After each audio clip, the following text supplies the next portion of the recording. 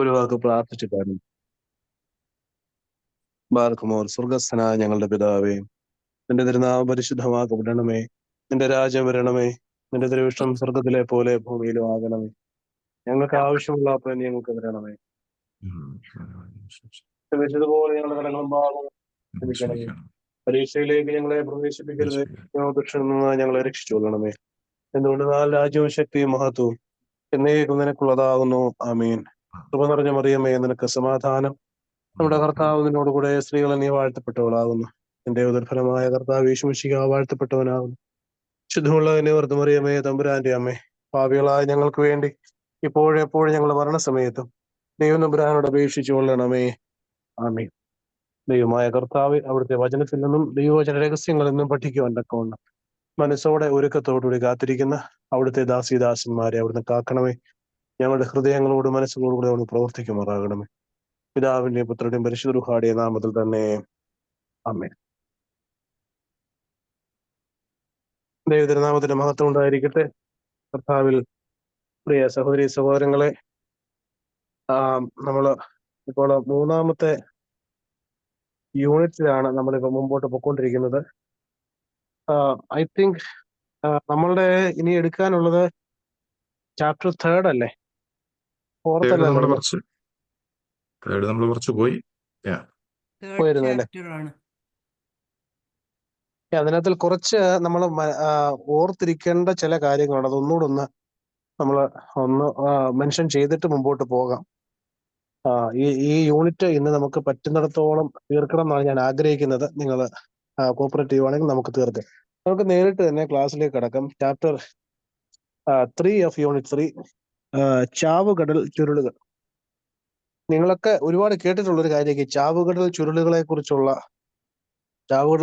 ചുരുളുകൾ എന്ന ഈ വാക്ക് നമ്മൾ പലയിടത്തും കേട്ടിട്ടുണ്ടായിരിക്കും. കാരണം വേദപുസ്തകത്തെയും ക്രിസ്തീയ ചരിത്രത്തെയും സംബന്ധിക്കുന്ന എല്ലാ പഠനങ്ങളുടെയും ഒരു പ്രധാനപ്പെട്ട അടിസ്ഥാനം എന്ന് പറയുന്നത് ഈ ചാവുകടൽ ചുരുളുകളാണ്. ചാവുകടൽ ചുരുളുകൾ ഒരുപക്ഷെ ലഭിച്ചില്ലായിരുന്നെങ്കിൽ ഇന്ന് ഇത്ര ഒതന്റിസിറ്റിയോടെ ക്രിസ്ത്യാനിറ്റി ഇന്ന് നിലനിൽക്കത്തില്ലായിരുന്നു എന്ന് വേണം നമുക്ക് പറയാം. കാരണം വിശ്വസിച്ച് വന്ന പല പാരമ്പര്യങ്ങളും ഇത് ദൈവ നിശ്വസിതമായി ദൈവം തമ്പുരാൻ പറഞ്ഞു കൊടുത്ത അല്ലെങ്കിൽ ദൈവത്തിന്റെ വെളിപാട് മൂലം എഴുതപ്പെട്ട പുസ്തകങ്ങളിൽ അല്ലെങ്കിൽ പ്രവചനങ്ങളിൽ അല്ലെങ്കിൽ വൃത്താന്ത പുസ്തകങ്ങളിൽ ഒക്കെ എഴുതപ്പെട്ടിട്ടുള്ളവയാണ് എന്നുള്ളത് തെളിയിക്കപ്പെട്ട ഒരു സംഭവമായിരുന്നു ചാവുകടൽ ചുരുളുകളുടെ കണ്ടെത്തൽ എന്ന് പറയുന്നത്. അതിന്റെ കണ്ടെത്തലുകളെ കുറിച്ച് പറയുമ്പോൾ നിങ്ങൾക്ക് വായിച്ചാൽ മനസ്സിലാകും. 1947, അതായത് 20-ാം നൂറ്റാണ്ടിന്റെ ആദ്യ പകുതിയുടെ അവസാനത്തോടു കൂടിയാണ് ഇത് കണ്ടെത്തുന്നത്. 1947 കണ്ടെടുത്ത വേദപുസ്തക ചുരുളുകളാണ് പ്രത്യേകമായിട്ടും പുതിയ ഗവേഷണത്തിലേക്ക് നയിക്കുകയും വേദപുസ്തകത്തിന്റെ പഴക്കത്തെക്കുറിച്ചും അതിന്റെ ഒതന്റിസിറ്റിയെ കുറിച്ചും ക്രിസ്തീയ അല്ലെങ്കിൽ എബ്രായ ചരിത്രത്തിന്റെ സാങ്കത്യത്തെക്കുറിച്ചും ഒക്കെ നമുക്ക് പറഞ്ഞു തന്നത് ഈ ചാവുകടൽ ചുരുളുകളാണ്. അതിന്റെ ചരിത്രത്തെക്കുറിച്ച് പറയുകയാണെങ്കിൽ അതില് നമ്മള് എക്സ്കവേഷൻ നടത്തിയ സമയത്ത് കിട്ടിയ ചില കാര്യങ്ങൾ, എക്സ്കവേഷൻ അല്ല ആക്ച്വലി അതിന്റെ സംഭവത്തെക്കുറിച്ച് അതിന്റെ നമ്പർ 1 തൊട്ടടുത്ത പാരഗ്രാഫിൽ കൊടുത്തിട്ടുണ്ട്. അത് സംഭവം നടന്ന ഒരു മുഹമ്മദ് എദീബ് എന്ന ആട്ടിടയൻ വളരെ ആക്സിഡന്റലായിട്ട് ഇങ്ങനെ തന്റെ കാണാതായ ആടിനെ അന്വേഷിച്ച് ഒരു ഗുഹയിൽ ഈ ചാവുകടൽ എന്ന് പറഞ്ഞാൽ നിങ്ങൾക്ക് അറിയാമായിരിക്കും. ഡെഡ് സീ എന്ന് പറഞ്ഞൊരു ഹോളി ലാൻഡൊക്കെ സന്ദർശിക്കുന്ന ആൾക്കാർക്ക് കാണാവുന്നതാണ്. ഇന്ന് ചാവുകടലിന്റെ അടിയിൽ നിന്നുള്ള ധാതുക്കൾ എന്ന് പറഞ്ഞാൽ വലിയ സംഭവമൊന്നുമല്ല. അതിന്റെ അടിയിലുള്ള മണ്ണ്, വെറും മണ്ണ് ഇന്ന് ഒരുപാട് മെഡിസിൻ ആയിട്ടും കോസ്മെറ്റിക്സ് ആയിട്ടൊക്കെ ഉപയോഗിക്കുന്നുണ്ട്. അപ്പൊ അത്ര ഇമ്പോർട്ടൻസ് ഉള്ള ഒരു പ്രദേശമാണ് ഈ ചാവുകടൽ. ചാവുകടലിന് അടുത്തുള്ള ഒരു ഗുഹയിൽ ഈ മനുഷ്യൻ ചെന്ന് കയറിയതും അതിന്റെ ശേഷം വളരെ ആക്സിഡന്റലായിട്ട് കണ്ട ഒരു ഭരണി, അത് അദ്ദേഹത്തിന്റെ ഒരു വളരെ ഒരു യാദൃശികമായിട്ട് എടുത്തെറിഞ്ഞ ഒരു കല്ല് ചെന്ന് കൊണ്ട് പൊട്ടി ചിതറുന്ന ശബ്ദം കേട്ട് അതിൽ നിധിയുണ്ടെന്ന ധാരണയില ചെന്ന് കയറിയത്. പക്ഷെ മൺഭരണികൾ നിക്ഷേപിച്ചിരുന്ന ലിനൽ പൊതിഞ്ഞ തുകൽ ചുരുളുകളാണ് കണ്ടെത്തിയത്. അത് പിന്നീട് ബേത്ലഹേമിൽ കൊണ്ടുവരികയും പുരാവസ്തുക്കൾ വ്യാപാരം ചെയ്യുന്ന ഒരു കച്ചവടക്കാരന് കൈമാറുകയും സ്വാഭാവികമായിട്ടും അവനത് കച്ചവടത്തിന്റെ ഒരു ഇതിനു വേണ്ടി ഉപയോഗിച്ചു. പക്ഷെ പിന്നീട് അത് അത്താനാസിയോസ് യേശു ഷാമുവേൽ എന്ന അന്ത്യോക്യൻ സിറിയൻ ഓർത്തഡോക്സ് മെത്രാപ്പൊലീത്തയുടെ കയ്യിൽ അത് എത്തിച്ചേർന്നു. പിന്നീട് അങ്ങനെയാണ് അതിനൊരു ശാസ്ത്രീയ ഗവേഷണം ഉണ്ടാകുന്നത്. അപ്പൊ അതിനകത്തില് പറയുന്ന ഒരു കാര്യം എന്ന് പറഞ്ഞാൽ നമുക്കറിയാമായിരിക്കും പേപ്പർ എന്ന വാക്ക് പോലും ഉണ്ടായിരിക്കുന്നത് പാപ്പിറസ് അല്ലെങ്കിൽ പപ്പൈറസ് ചെടിയുടെ ഇലയിൽ നിന്നുമാണ് ഈ വാക്കുണ്ടായത്. ഇലയോ തുകലോ ഒക്കെ ആയിരിക്കാം. അവിടെയാണ് പണ്ട് എഴുതപ്പെട്ടിരുന്നത്. ഈ പാർച്ച്മെന്റ് എന്നൊക്കെ പറയുന്നതൊക്കെ അതിന്റെ ഭാഗമാണ്.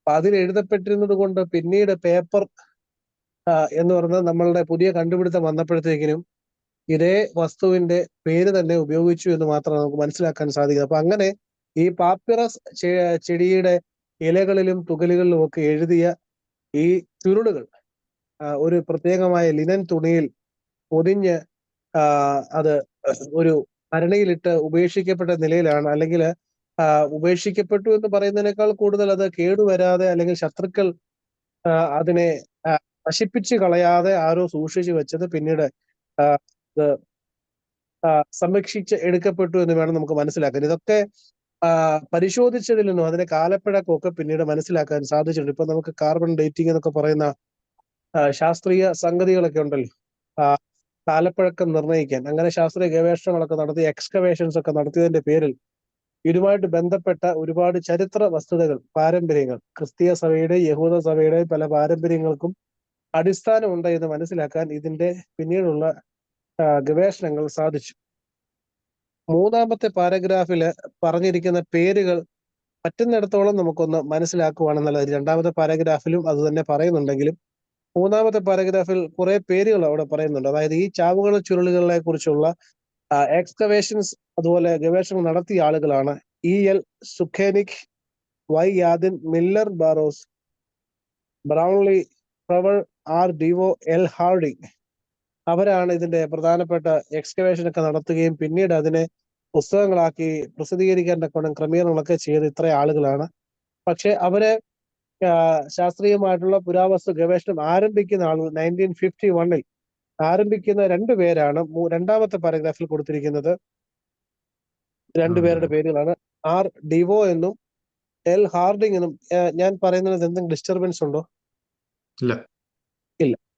എന്റെ വാതിൽ പുറത്ത് ചെറിയൊരു ക്രൗഡ് ഉണ്ട്. അവര് സംസാരിക്കുന്ന അകത്ത് കേൾക്കത്തില്ല എന്ന് ഞാൻ വിചാരിക്കുന്നു. ഓക്കെ. അപ്പൊ അങ്ങനെ ഉള്ള സംഗതികൾ ലഭിക്കുകയും പിന്നീട് ഇതുമായിട്ട് ബന്ധപ്പെട്ട സ്ഥലത്തിന്റെ പ്രത്യേക ഒരു സ്ഥലത്തിന്റെ പേര് പറഞ്ഞ കിർബത്ത് കുമ്രാൻ എന്ന് പറയുന്ന സ്ഥലത്ത് ഇതുമായിട്ട് ബന്ധപ്പെട്ട രണ്ടാമത്തെ പാരഗ്രാഫിലാണ് എന്ന് പറയുന്ന സ്ഥലത്ത് പോയി ഗവേഷണം നടത്തുകയും അതുപോലെ തന്നെ അവിടെ 118 അടി നീളവും 94 അടി വീതിയുമുള്ള കെട്ടിടം, അതുപോലെ തന്നെ മറ്റു സാധനങ്ങളൊക്കെ അതൊന്നും അത്ര ഇമ്പോർട്ടന്റ് അല്ലാത്തത് കൊണ്ട് ഞാൻ വായിക്കുന്നില്ല, അങ്ങ് വിടുകയാണ്. അതുപോലെ തന്നെ 51 ശേഷം 52 വാഡി മുറാബത്ത്, ഈ രണ്ട് സ്ഥലങ്ങളിലാണ് പ്രധാനപ്പെട്ട ഗവേഷണങ്ങൾ 47 ശേഷം ആരംഭിച്ചത്. വാഡി മുറാബത്തും കിർബത്ത് കുമ്രാൻ ഈ രണ്ട് സ്ഥലങ്ങളിൽ എക്സ്കവേഷൻ നടത്തിയതിൽ നിന്നും പ്രത്യേകമായിട്ട് കണ്ടെത്താൻ സാധിച്ചത് ചില കെട്ടിടങ്ങൾ 118 അടി നീളവും 94 അടി വീതിയുമുള്ള ഒരു പ്രധാന കെട്ടിടം, പിന്നെ അതിന്റെ അനുബന്ധ സാധനങ്ങളൊക്കെ ലഭിച്ചതായിട്ട് പിന്നീട് കാണുന്നുണ്ട്. നാലാമത്തെ പാരഗ്രാഫിലേക്ക് പോകാം. നിങ്ങൾക്ക് മനസ്സിലായി എന്ന് വിചാരിക്കുന്നു. ഉണ്ടെങ്കിൽ ഒന്ന് ഹാൻഡ് റൈസ് ചെയ്യുകയോ അല്ലെങ്കിൽ ചോദ്യം ചോദിക്കുകയോ ചെയ്യാം. നാലാമത്തെ പാരഗ്രാഫിലേക്ക് പോകാം. ഗവേഷണ പഠനത്തിന് വിധേയമായ പുസ്തക ഇത് നമുക്ക് ഒറ്റയടിക്ക് ഒരു കഥ പോലെ വായിച്ചു പോകാവുന്നതേ ഉള്ളൂ. അതുകൊണ്ടാണ് ഞാൻ ഒരുപാട് വിശദീകരിക്കാത്തത്. എന്തെങ്കിലും സ്പീഡ് കൂടുന്നുണ്ടെങ്കിൽ നിങ്ങളൊന്ന് അറിയിക്കുവാണെങ്കിൽ നല്ലതായിരിക്കും. നടന്ന സംഭവങ്ങൾ നിങ്ങൾക്ക് കണക്ട് ചെയ്യാവുന്നതേ ഉള്ളൂ. ആട്ടിടയൻ ഇത് കാണുന്നു, അത് പൊട്ടിക്കുന്നതിന് ശേഷം കിട്ടുന്ന തുകലുകളെ ഗവേഷണം നടത്തിയതിൽ നിന്ന് അതിന്റെ കാലപ്പഴക്കം കണ്ടുപിടിക്കുന്നു. അതുപോലെ തന്നെ അതുമായിട്ട് ബന്ധപ്പെട്ട സ്ഥലങ്ങൾ ഗവേഷണം ചെയ്യാൻ ആരംഭിക്കുന്നു. അവിടുന്ന് ലഭിച്ച പ്രധാനപ്പെട്ട സംഗതി എന്ന് പറഞ്ഞാൽ വളരെ നീളമുള്ള, വളരെ വലിപ്പമുള്ള, വിസ്താരമുള്ള ഒരു കെട്ടിടവും അത് അനുബന്ധ സാധനങ്ങൾ ലഭിച്ചു എന്നുള്ളതാണ്. പിന്നെ അതുപോലെ തന്നെ അതിന്റെ വർഷങ്ങൾ 47 ഈ പറയുന്ന മുഹമ്മദ് എദീബ് എന്ന് പറഞ്ഞ ആട്ടിടയൻ ഇത് കണ്ടെത്തുന്നത്. പിന്നെ 51 ആദ്യത്തെ പര്യവേഷണം നടക്കുന്നു. അത് കിർബത്ത് കുമ്രാൻ എന്ന് പറയുന്ന സ്ഥലത്തും അതുപോലെ രണ്ടാമത്തെ 52 വാഡി മുറാബത്ത് എന്ന സ്ഥലത്തും നടക്കുന്നു. നാലാമത്തെ പാരഗ്രാഫിലേക്ക് പോകാം. നാലാമത്തെ ഗവേഷണ പഠനത്തിന് വിധേയമായ വേദപുസ്തക ചുരുളുകൾ ഏവയൊക്കെയാണെന്നുള്ളതാണ് പ്രധാനമായിട്ട് ചിന്തിക്കേണ്ടത്. ഒന്നാമത്തെ ഗുഹയിൽ നിന്ന് ലഭിച്ച ഏശായയുടെ 2 ചുരുളുകൾ പ്രത്യേകം പ്രാധാന്യം അർഹിക്കുന്നവയാണ്. അത് 2 ചുരുളുകൾ, ഒന്നാമത്തേത് ഏശായയുടെ പുസ്തകം മുഴുവനും അടങ്ങിയിട്ടുണ്ട്. മുഴുവൻ എന്ന് പറയുന്നത് നമുക്ക് ഇന്ന് ലഭിക്കുന്നത് പോലെയുള്ള 66 പുസ്തകങ്ങളായിരിക്കാം എന്ന് വിചാരിക്കുന്നു ഏശായയുടെ പുസ്തകം മുഴുവൻ. രണ്ടാമത്തേതിൽ ഏശായയുടെ പുസ്തകത്തിന്റെ 1/3 ഭാഗം മാത്രം ഉള്ളതുമാണ്. ഏശായയുടെ പുസ്തകത്തിന്റെ യഥാർത്ഥമായ എബ്രായ മൂലപാഠവുമായി വളരെ യോജിച്ച പുസ്തകങ്ങളാണ് അവിടെ പുസ്തകങ്ങൾ എന്ന് പറയാൻ പറ്റില്ല, സ്ക്രോൾസ്, ചുരുളുകളാണ് അവിടെ ലഭിച്ചത് നമുക്ക് മനസ്സിലാക്കാൻ സാധിക്കുന്നുണ്ട്. അതുപോലെ തന്നെ പുസ്തകമായിരിക്കുമല്ലോ അല്ലേ, ന്യൂ ടെസ്റ്റ്മെന്റ് ഇല്ലാത്തത്. എങ്ങനെ ഓൾഡ് ടെസ്റ്റ്മെന്റ് ആയിരിക്കുമല്ലോ അന്നത്തെ കിട്ടിയത്. അതെ അതെ അതെ അതെ ഓൾഡ് ടെസ്റ്റ്മെന്റ് കിട്ടിയതായിട്ട്. അതുപോലെ തന്നെ പിന്നീട് താഴോട്ട് പറയുന്നുണ്ട്, അപ്പോക്രിഫ ഗ്രന്ഥങ്ങളും സ്യൂഡ് എപ്പിഗ്രാഫ, ഈ പി എന്നുള്ള വാക്ക് നമ്മൾ ഉച്ചരിക്കല്ല, സ്യൂഡ് എപ്പിഗ്രാഫ ഗ്രന്ഥത്തിൽപ്പെട്ട 2 പുസ്തകങ്ങളും അതിൽ കണ്ടെത്തിയിട്ടുണ്ട് എന്നാണ് പ്രത്യേകമായിട്ട് പറയുക. അപ്പോക്രിഫയെ കുറിച്ചൊക്കെ പിന്നീട് വിശദീകരിക്കുന്നുണ്ട്. അത് നമുക്ക് താഴേക്ക് പോകാം. അതില് ഒന്നാമത്തേത് 4 പുസ്തകങ്ങളെ കുറിച്ച് പ്രത്യേകം പറയുന്നത്. അതിലൊന്ന് ഹബക്കൂക്കിന്റെ വ്യാഖ്യാനം. ഹബക്കൂക്കിന്റെ വ്യാഖ്യാനം എന്ന് പറഞ്ഞാൽ ഹബക്കൂക്കിന്റെ പ്രവചനമല്ല, ഹബക്കൂക്കിന്റെ വ്യാഖ്യാനം എന്ന് പറയുന്ന ഒരു പുസ്തകം അല്ല സ്ക്രോൾ ലഭിച്ചതായിട്ടും, അതുപോലെ തന്നെ ആ സ്ക്രോളിൽ നിന്നും നമുക്ക് മനസ്സിലാക്കാവുന്ന കാര്യങ്ങളുടെ ഒരു കണ്ടിന്യൂവേഷൻ ആണ്, അല്ലെങ്കിൽ അതിന്റെ ഒരു പൂർത്തീകരണമാണ് ഹബക്കൂക്ക് പ്രവാചകന്റെ പ്രവചന പുസ്തകത്തിൽ നമ്മൾ കാണുന്നത്. മനസ്സിലായി എന്ന് വിചാരിക്കുന്നു. ഈ കുമ്രാൻ സമൂഹവുമായിട്ട് ബന്ധപ്പെട്ട കാര്യങ്ങളാണ് ഹബക്കൂക്കിന്റെ വ്യാഖ്യാനത്തിൽ കാണുന്നത്. അതുപോലെ തന്നെ ആ വ്യാഖ്യാനങ്ങളും ഹബക്കൂക്കിന്റെ പ്രവചനവും തമ്മിലുള്ള ബന്ധവും, അതുപോലെ തന്നെ ഈ 2 പുസ്തകങ്ങളും അല്ലെങ്കിൽ ഈ 2 വിവരണങ്ങളും കുമ്രാൻ സമൂഹത്തിന്റെ ചരിത്രത്തിൽ എപ്രകാരം പൂർത്തീകരണം പ്രാപിച്ചിരിക്കുന്നുവെന്നും ഈ വ്യാഖ്യാനത്തിൽ നമുക്ക് കാണാൻ സാധിക്കും. അത് ആ പുസ്തകത്തിന്റെ പേര് നമ്മൾ പ്രത്യേകമായിട്ട് മനസ്സിലാക്കുക, ഹബക്കൂക്കിന്റെ വ്യാഖ്യാനം. 2, ശിക്ഷണത്തിന്റെ നിയമാവലി. ശിക്ഷണം എന്ന വാക്കിന്റെ അർത്ഥം ശരിക്കും പറഞ്ഞാൽ ഇവിടെ ക്ലിയർ ആയിട്ട് കൊടുത്തിട്ടുണ്ട്. അത് അച്ചടക്കം എന്നാണ്. ശിക്ഷണം എന്ന വാക്കിന് ശിക്ഷ എന്നൊരു അർത്ഥം പലപ്പോഴും പലരും പറഞ്ഞു കേൾക്കാറുണ്ട്. പക്ഷെ ശിക്ഷണം എന്ന വാക്കിന് ശിക്ഷ എന്നല്ല, അച്ചടക്കം എന്നാണ് പ്രധാനമായിട്ടും അർത്ഥം നമ്മൾ മനസ്സിലാക്കേണ്ടത്. ഇവിടെ നമുക്ക് മനസ്സിലാക്കുന്നത് ശിക്ഷണത്തിന്റെ നിയമാവലി, അതായത് ഓരോ സമൂഹത്തിന്റെ, പ്രത്യേകിച്ച് യഹൂദ സമൂഹത്തിന്റെ ആരാധനാപരവും അച്ചടക്കവുമായി ബന്ധപ്പെട്ട ക്രമീകരണങ്ങളും നിയമാവലികളുമാണ് അവിടെ കൊടുത്തിരിക്കുന്നത്. മൂന്നാമത്തേതാണ് പ്രകാശത്തിന്റെ മക്കളും അന്ധകാരത്തിന്റെ മക്കളും തമ്മിലുള്ള യുദ്ധം. ഈ 2 ആളുകളെ, 2 ഗ്രൂപ്പിനെ കുറിച്ച് വിശദീകരിച്ച് ഇവിടെ പറയുന്നുണ്ട്. അതുപോലെ തന്നെ 7 തരത്തിലുള്ള യുദ്ധം, 7 യുദ്ധങ്ങൾ, അതുപോലെ തന്നെ അത് 40 വർഷം നീണ്ടു നിൽക്കുന്ന 7 യുദ്ധങ്ങളെ കുറിച്ചാണ് പ്രത്യേകമാണ്. അതിൽ 3 പ്രാവശ്യം പ്രകാശത്തിന്റെ മക്കളും 3 പ്രാവശ്യം ബെലയാറിന്റെ മക്കൾ, ബെലയാർ എന്ന് പറഞ്ഞാൽ അന്ധകാരത്തിന്റെ മക്കളും 3 പ്രാവശ്യം വിജയം കൈവരിക്കുമെന്നും 7ാം പ്രാവശ്യം, ഏറ്റവും അവസാനത്തെ പ്രാവശ്യം, ദൈവത്തിന്റെ ശക്തമായ കൈ ബെലയാറിനെ അവന്റെ സൈന്യത്തെ കീഴടക്കുമെന്നും അവിടെ വിശദീകരിക്കുന്നു. ഇങ്ങനെ ഈ 2 കാര്യങ്ങളാണ് പ്രത്യേകമായിട്ടും, അതായത് യുഗാന്ത്യത്തിൽ ജീവിക്കുന്ന 2, അത് പ്രത്യേകിച്ച് നമ്മൾ മനസ്സിലാക്കേണ്ടുന്ന ഒരു കാര്യം, വെളിപാട് പുസ്തകത്തിൽ പറയുന്ന സംഭവങ്ങളുമായിട്ട് അല്ലെങ്കിൽ വെളിപാട് ദർശനവുമായിട്ട് ബന്ധപ്പെട്ട ഒരു പുസ്തകം തന്നെയാണ് ഈ പ്രകാശത്തിന്റെ മക്കളും അന്ധകാരത്തിന്റെ മക്കളും തമ്മിലുള്ള യുദ്ധം എന്ന് പറയുന്ന ആ സ്ക്രോളിൽ നമുക്ക് കാണാൻ സാധിക്കുന്നത്. 4മത്തേത് നന്ദി പ്രകടനത്തിന്റെ സങ്കീർത്തനം. ദൈവ തിരുസന്നിധിയിൽ ദൈവത്തിന്റെ നന്മയെ ഓർത്ത് ധ്യാനിക്കുകയും നന്ദി പറയുകയും ചെയ്യുന്ന പുസ്തകമാണ് നന്ദി പ്രകടനത്തിന്റെ സങ്കീർത്തനം. അങ്ങനെ 4 പുസ്തകങ്ങളാണ് ഈ സ്യൂഡ് എപ്പിഗ്രാഫ എന്ന് പറയുന്ന ഭാഗത്ത് കാണുന്നത്. ഇനി നമുക്ക് മനസ്സിലാക്കേണ്ടുന്ന ഒരു കാര്യം, ഈ കുമ്രാൻ സമൂഹത്തെ കുറിച്ച്, കുമ്രാൻ ചുരുളുകൾ എന്ന് പറയുമ്പോൾ കുമ്രാൻ സമൂഹത്തെ കുറിച്ചും കൂടി പറയണമല്ലോ. ഈ പുസ്തകങ്ങളുടെ ഒക്കെ ക്രമീകരണം, ഇതൊക്കെ ഈ ഭരണിയിൽ അടച്ച് സൂക്ഷിച്ചത് ഈ കുമ്രാൻ സമൂഹമാണ് എന്ന് നമ്മൾ, അല്ലെങ്കിൽ കുമ്രാൻ ഗുഹകളിൽ നമുക്ക് ലഭിച്ചത് കൊണ്ട് അതുമായിട്ട് ബന്ധപ്പെട്ട കാര്യങ്ങൾ കൂടുതലായിട്ട് പഠിക്കുകയും ഒക്കെ ചെയ്തിട്ടുണ്ട്. കുമ്രാൻ സമൂഹത്തിന്റെ ഉത്ഭവത്തെ കുറിച്ച് പറയുമ്പോൾ നമുക്ക് പഴയ നിയമത്തെ കുറിച്ച് പഠിച്ചപ്പോൾ പഴയ നിയമത്തിലെ ആളുകളുടെ സ്വഭാവ രീതികളെ കുറിച്ചൊക്കെ നമ്മൾ മനസ്സിലാക്കിയിട്ടുണ്ട്. അനുഗ്രഹങ്ങൾ കിട്ടുന്നതനുസരിച്ച് അഹങ്കാരം കൂടി മുമ്പോട്ട് പോവുകയും അവരവർക്ക് ഇഷ്ടമുള്ള രീതിയിൽ ജീവിക്കുകയും ഒക്കെ ചെയ്തതിന്റെ പേരിൽ ഒരുപാട് അസന്മാർഗികത യഹൂദ ജനത്തിന്റെ ഇടയിൽ ഉണ്ടായിരുന്നു. അങ്ങനെ അവരുടെ യെരൂശലേം ദേവാലയവുമായി ബന്ധപ്പെട്ട് പോലും വളരെയധികം മോശമായ രീതിയിലുള്ള പ്രവർത്തനങ്ങൾ നടന്നു. അങ്ങനെ യഹൂദ ജനത്തിന്റെ, ദൈവജനം എന്ന പേരിൽ അറിയപ്പെടുന്ന ജനത്തിന്റെ അഴിമതിയും ദേവാലയവുമായി ബന്ധപ്പെട്ട് ഇതുപോലെയുള്ള അഴിമതികളും കണ്ട് മനം നൊന്ത് യഥാർത്ഥ ഇസ്രായേൽ എന്ന രീതിയിൽ ജീവിക്കുവാൻ വേണ്ടി അവർ ഇന്നത്തെ സന്യാസ സമൂഹങ്ങൾ എന്ന് പറയുന്ന പോലെ മരുഭൂമിയിലേക്ക് മാറി താമസിക്കുന്നുണ്ട്. അതുപോലെ തന്നെ അവരെ മറ്റൊരു പേര് കൂടി അറിയപ്പെടുന്നുണ്ട്, പുതിയ ഉടമ്പടിക്കാർ. അതുപോലെ തന്നെ അവരുടെ പ്രധാനപ്പെട്ട റൊട്ടീൻ എന്ന് പറയുന്നതാണ് പിന്നീട് അവർ ഒരുമിച്ചിരുന്ന് സ്തോത്രം പാടി ഭക്ഷണം കഴിക്കുകയും വിശുദ്ധ പുസ്തകങ്ങൾ പഠിക്കുകയും ഉപജീവനത്തിന് കായികാധ്വാനം നടത്തുകയും ചെയ്തു.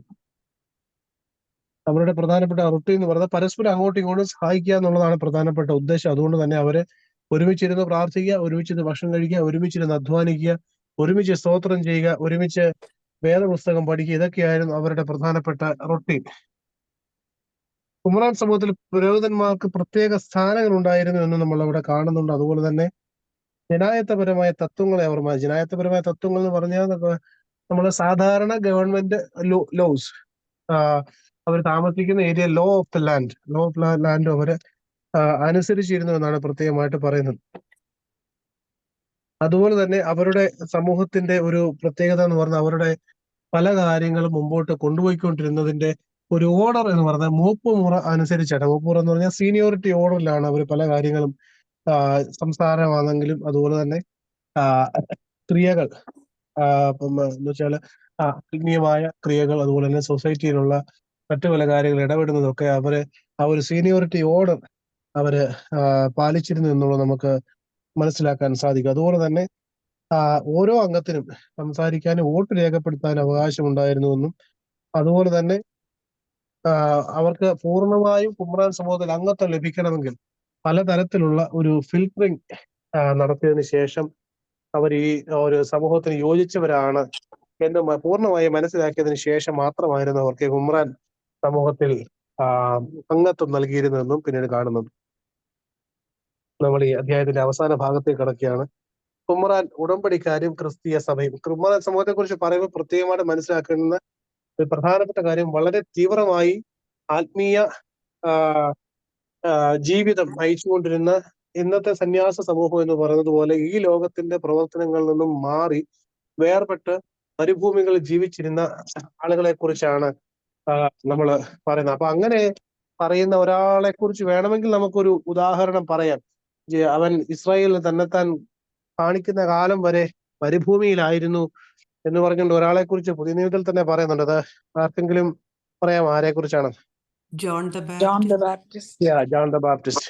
യോഹന്നാൻ മബ്ദാനെ കുറിച്ച് പറയുന്ന കാര്യം. അപ്പം യോഹന്നാൻ, സ്നാപക ഇതിന്റെ ഒരു കമ്മ്യൂണിറ്റിയുടെ ഭാഗമായിരുന്നു എന്നൊരു മനസ്സിലാക്കൽ പൂർണ്ണമായി നമുക്ക് ഉറപ്പില്ല. അതുകൊണ്ട് തന്നെയാണ് അവൻ ഒട്ടകരോമം കൊണ്ടുള്ള ഉടുപ്പും അരയിൽ തോൽവാറും ധരിച്ചിരുന്നെന്നും വെട്ടുക്കിളിയും കാട്ടുതേനുമായിരുന്നു ഭക്ഷണമെന്നും ഒക്കെ പറയുമ്പോൾ നമുക്ക് ചേർത്ത് വായിക്കുമ്പോൾ മനസ്സിലാക്കാവുന്നത് കുമ്രാൻ സമൂഹത്തിന്റെ ഭാഗമായിരുന്നു യോഹന്നാനും എന്ന് വേണം മനസ്സിലാക്കാൻ. പക്ഷെ അതുപോലെ തന്നെ അതിൽ ചേരുന്ന പല യുവാക്കളും പൂർണ്ണമായ സന്യാസവ്രതം തന്നെ സ്വീകരിച്ചവരായിരുന്നുവെന്നും യോഹന്നാനും അതുപോലെ ഒരു ബ്രഹ്മചര്യ വ്രതം സ്വീകരിച്ചിരുന്ന ആളാണെന്നും നമുക്ക് മനസ്സിലാക്കാൻ സാധിക്കുന്നുണ്ട്. യോഹന്നാൻ മരിക്കുന്നത് 33-ാമത്തെ ഏകദേശം യേശുക്രിസ്തുവിന്റെ പരസ്യ ശുശ്രൂഷയുമായി ബന്ധപ്പെട്ട് പരസ്യ ശുശ്രൂഷ ആരംഭിക്കുന്നതിന് തൊട്ട് മുൻപായിട്ടാണ്, അല്ലെങ്കിൽ പരസ്യ ശുശ്രൂഷ ആരംഭിച്ച ആദ്യ വർഷങ്ങളിലാണ് യോഹന്നാൻ സ്നാപകനും കൊല്ലപ്പെടുന്നത് നമുക്ക് മനസ്സിലാക്കാനായിട്ട് സാധിക്കുന്നുണ്ട്. കുമ്രാൻ സമൂഹത്തിന്റെ ഉപദേശവും ഒരുപാട് സാമ്യമുണ്ട്. അതുപോലെ തന്നെ യോഹന്നാന്റെ കാര്യം പറഞ്ഞു. അതുപോലെ തന്നെ അവരുടെ പ്രധാനപ്പെട്ട പ്രത്യാശ, യഹൂദ സമൂഹത്തിന്റെ സാധാരണ പ്രത്യാശ എന്ന് പറഞ്ഞാൽ മെസ്സിയാനിക് ഹോപ്പ് ആണെന്ന് നമ്മൾ നേരത്തെ പറഞ്ഞു. മെസ്സിയാനിക് ഹോപ്പ് എന്ന് പറഞ്ഞാൽ മെഷിഹ വരും, ക്രിസ്തു വരും എന്നുള്ളതായിരുന്നു അവരുടെ ഏറ്റവും വലിയ പ്രത്യാശ. എന്നാൽ ക്രിസ്തീയ സമൂഹം വിശ്വസിക്കുന്നത് പോലെ തന്നെ ക്രിസ്തു വീണ്ടും വരും എന്നുള്ളതാണ് ഈ കുമ്രാൻ സമൂഹത്തിന്റെ വിശ്വാസം.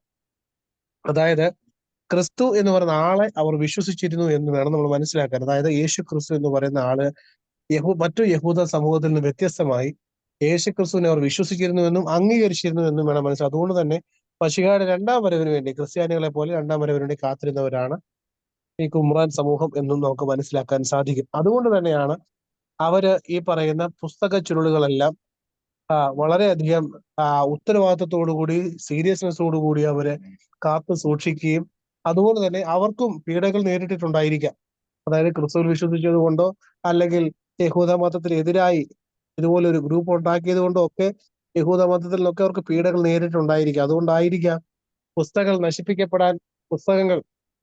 നശിപ്പിക്കപ്പെടാൻ സാധ്യതയുണ്ട് എന്നുള്ള ഒരു തോന്നലിലായിരിക്കാം അവർ അതൊക്കെ ഇതുപോലെയുള്ള ഭരണികളിലാക്കി സൂക്ഷിച്ചു വെച്ചിരുന്നതെന്ന് നമുക്ക് മനസ്സിലാക്കാവുന്നതേ ഉള്ളൂ. അപ്പൊ അങ്ങനെയാണ് കുമ്രാൻ ഉടമ്പടിക്കാരുമായി ബന്ധപ്പെട്ട കാര്യങ്ങൾ നമ്മൾ മനസ്സിലാക്കേണ്ടത്. സോറി അച്ഛാ, ഒരു ക്വസ്റ്റ്യൻ. ഇപ്പോഴും ഈ സമൂഹം ഉണ്ടോ ചെറുതായിട്ടെങ്കിലും? കുമ്രാൻ സമൂഹം നമുക്ക് തെളിവുകൾ ഒന്നുമില്ല. കാരണം ഇവര് ഇനി അഥവാ ഉണ്ടെങ്കിൽ തന്നെ ആളുകൾക്ക് അറിയാത്ത പ്രദേശങ്ങളിൽ മറ്റുള്ളവരുടെ കണ്ണിൽ പെടാതെയുള്ള ജീവിതം നയിക്കുന്നവരായിരിക്കാം എന്ന് നമുക്ക് മനസ്സിലാക്കാൻ പറ്റും. നമുക്ക് തെളിവുകളൊന്നുമില്ല. ഉണ്ട് എന്ന് പറയപ്പെടുന്നുണ്ട്, പക്ഷേ പൂർണ്ണമായ തെളിവുകൾ നമുക്ക് അങ്ങനെയുള്ള ആളുകളെ കണ്ടെത്താൻ പ്രയാസമാണ്. കാരണം അവര് മരുഭൂമികൾ തന്നെയല്ല, മരുഭൂമി എന്ന് പറയാൻ പറ്റില്ല. നമുക്ക് ഈ വിൽഡർനെസ് എന്ന് പറഞ്ഞാൽ മരുഭൂമി തന്നെ ആവണം നിർബന്ധമില്ല.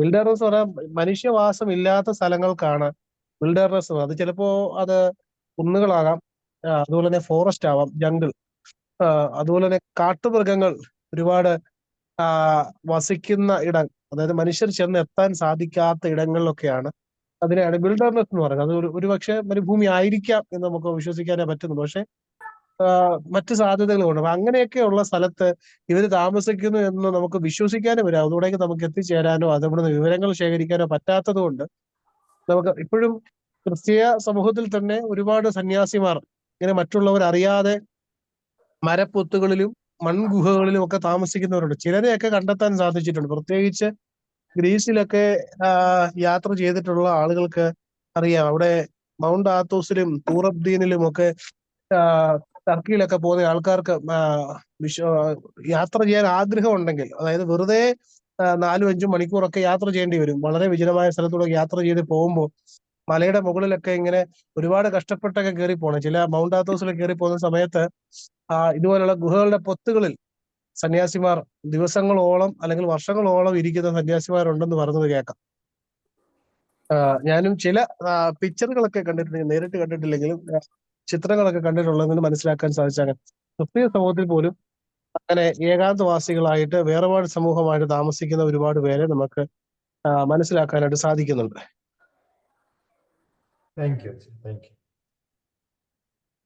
നമുക്ക് അടുത്ത ചാപ്റ്ററിലേക്ക് കടക്കാം. നമുക്ക് ഒറ്റ കേൾവിയിൽ ഇതൊരു ഇൻട്രസ്റ്റിംഗ് അല്ല എന്ന് വിചാരിക്കും, പക്ഷെ അത് വളരെ ഇൻട്രസ്റ്റിംഗ് ആയിട്ടുള്ള ഒരു ചാപ്റ്ററാണ് ഈ അപ്പോക്രിഫ എന്ന് പറയുന്ന ഭാഗം. അപ്പോക്രിഫ എന്ന വാക്കിന്റെ അർത്ഥം പ്രത്യേകമായിട്ട് മനസ്സിലാക്കുക. ഒളിക്കപ്പെട്ട, മറയ്ക്കപ്പെട്ട, ഹിഡൻ എന്നാണ് അതിന്റെ അർത്ഥം, അപ്പോക്രിഫ എന്ന വാക്കിന്റെ അർത്ഥം. അതുപോലെ തന്നെ അതിന്റെ റൂട്ട് വേർഡ് എന്ന് പറയുന്ന ഒരു ഗ്രീക്ക് വേർഡാണ്. ഗ്രീക്ക് വേർഡിൽ നിന്നാണ് ഇത് അപ്പോക്രിഫ എന്ന വാക്ക് ഉണ്ടായിരിക്കുന്നത്. അതുപോലെ തന്നെ എബ്രായ, ഗ്രീക്ക്, അറമായ എന്നീ ഭാഷകളിലായി പുസ്തകങ്ങൾ രചിക്കപ്പെട്ടതായിട്ട് നമ്മൾ കാണുന്നത്. അതായത് ക്രിസ്തുവിന് മുമ്പുള്ള 2 ശതാബ്ദങ്ങൾ, 2 നൂറ്റാണ്ടുകൾ, മലാഖി പ്രവചനത്തിന് ശേഷം, അതായത് യേശു ക്രിസ്തുവിന്റെ ജനനത്തിന് തൊട്ട് മുൻപുള്ള സമയത്ത് ഉള്ള രചനകളാണ്.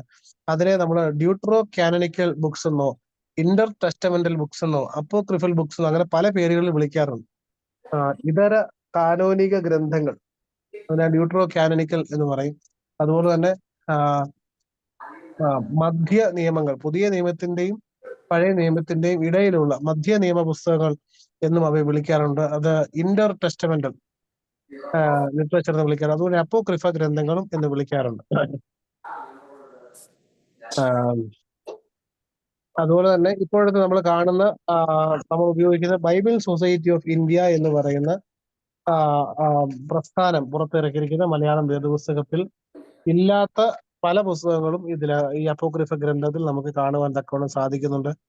പക്ഷെ അതുപോലെ തന്നെ ഗ്രീക്ക് പരിഭാഷയായ സെപ്റ്റുവജിന്റിൽ ഇതുപോലെയുള്ള ചില പുസ്തകങ്ങൾ, അപ്പോക്രിഫ ഗ്രന്ഥങ്ങൾ കാണാൻ സാധിക്കും. അതുപോലെ തന്നെ നമ്മളുടെ സിറിയൻ ഓർത്തഡോക്സ് സഭയുടെ, നമുക്കറിയാം നമ്മുടെ സഭയുടെ ഒരു അടിസ്ഥാനം, ആഗമാന ഓർത്തഡോക്സ് സഭയുടെ കേന്ദ്രം എന്ന് പറയുന്നത് സിറിയൻ ഓർത്തഡോക്സ് സഭയാണെന്ന് അറിയാമല്ലോ. ഈ സിറിയൻ പാരമ്പര്യമുള്ള ഓർത്തഡോക്സ് സഭകൾക്കുള്ള ഏറ്റവും അടിസ്ഥാനപരമായ വേദപുസ്തകം ഏതാന്ന് നിങ്ങൾക്ക് അറിയാമോ? സെപ്റ്റുവാങ്കിസ്റ്റ് അല്ലേ അച്ഛോ? അല്ല, സുറിയാനി വേദപുസ്തകമാണ്. വേദപുസ്തകം സുറിയാനി പരിഭാഷ ഏതെന്നറിയാമോ? Peshitta. പെഷിത്താണ്. പെഷീത്തയാണ് നമ്മളുടെ അടിസ്ഥാനപരമായ ആധികാരികമായ വേദപുസ്തകം. എന്തെങ്കിലും സംശയം ഉണ്ടെങ്കിൽ മൂല പദത്തിന്റെയോ മൂല ആശയങ്ങളോ നമ്മൾ കണ്ടെത്താൻ തക്കോണം നമ്മൾ ഡിപ്പെൻഡ് ചെയ്യുന്ന ഏറ്റവും അടിസ്ഥാനപരമായ ഒത്തന്റിക് ആയിട്ടുള്ള വേർഷൻ പെഷീത്തയാണ്. കാരണം നമ്മൾ സുറിയാനി പാരമ്പര്യമുള്ള സഭയായതുകൊണ്ട്. ഞാൻ പെട്ടെന്ന് പറഞ്ഞു പോയെന്ന് മാത്രമേ ഉള്ളൂ. അതുപോലെ തന്നെ അപ്പോക്രിഫ ഗണത്തിൽ ഉൾപ്പെടുന്ന ചില പുസ്തകങ്ങളെ കുറിച്ച് വിവിധ സഭകളിൽ നിങ്ങൾക്ക് അറിയാവുന്നതുപോലെ തന്നെ പലതരത്തിലുള്ള അഭിപ്രായമാണുള്ളത്. ചില സഭകൾ ഉൽപ്പത്തി മുതൽ മലാഖി വരെയും ഉള്ള പുസ്തകങ്ങൾ ഉൾപ്പെടുത്തുമ്പോൾ മറ്റ് ചില സഭകൾ തോബിത്ത് മുതൽ തുബീദ് എന്നാണ് ഇതിൽ എഴുതിയിരിക്കുന്നത്. എനിക്ക് അറിഞ്ഞുകൂടാതെ എന്തുകൊണ്ടാണ് തുബീദ് എന്ന് എഴുതിയിരിക്കുന്നത്. തോബിത്ത് എന്നാണ് ആ ബുക്കിന്റെ പേര്. തോബിത്ത് മുതൽ മക്കാബിയർ വരെയുള്ള പുസ്തകങ്ങളും ഇതിൽ ഉൾപ്പെടുത്തണമെന്ന് ചില സഭകൾ പറയാറുണ്ട്. ഓരോ സഭകളുടെ ഈ അപ്പോക്രിഫ ഗ്രന്ഥങ്ങളോടുള്ള ഒരു ആറ്റിറ്റ്യൂഡിനെ കുറിച്ചാണ് ഇനി പറയാൻ പോകുന്നത്. റോമൻ കത്തോലിക്ക സഭ. റോമൻ കത്തോലിക്ക സഭ എന്ന് പറയുമ്പോൾ തന്നെ റോമൻ കത്തോലിക്ക സഭയിലെ നടന്ന കൗൺസിലുകളിൽ സുന്നഹദോസ് എന്ന് പലരും വിശേഷിപ്പിക്കാറ്. പക്ഷെ നമ്മൾ ആ ഒരു പദം അവരുടെ സഭയിലെ ഇതുപോലുള്ള കൂട്ടായ്മയ്ക്ക് കൊടുക്കാറില്ല. കാരണം ഈ കൗൺസിലുകളിൽ സുന്നഹദോസിൽ നമ്മൾ സാധാരണ ബിഷപ്പുമാരാണ് ഒരുമിച്ചിരുന്ന് സംസാരിക്കുക. പക്ഷെ ഇതില് അല്ലാതെ ഐമേനികളും അച്ഛന്മാരും ഒക്കെ ഈ കൗൺസിൽ വരാറുണ്ട്. അതുകൊണ്ട് ഇതിന് നമ്മൾ കൗൺസിൽ, ട്രെൻഡ് കൗൺസിലാണ്. ട്രെൻഡ് കൗൺസിൽ ഒരുപാട് വിഖ്യാതമായ ഒരുപാട് തീരുമാനങ്ങൾ എടുത്ത ഒരു കൗൺസിലാണ് ട്രെൻഡ് കൗൺസിൽ. കൂദാശകൾ 7 എന്ന് തീരുമാനിച്ചതൊക്കെ ട്രെൻഡ് കൗൺസിലാണ്.